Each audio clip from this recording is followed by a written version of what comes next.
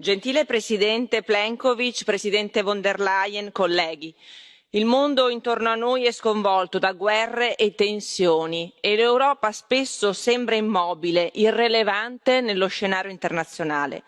Manca il coraggio di scelte nette e decise, ma sono convinta che avere una Presidente donna come Ursula von der Leyen possa contribuire ad un importante cambio di passo. Innanzitutto due scelte, secondo me, decisive.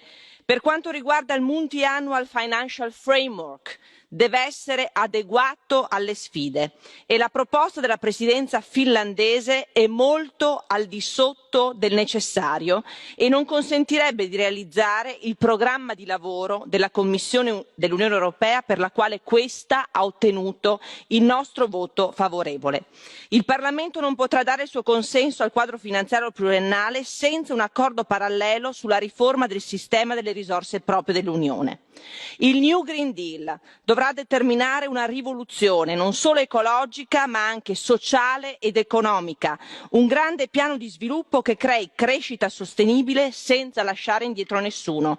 Ma chiedo alla Presidenza croata di insistere sulla necessità di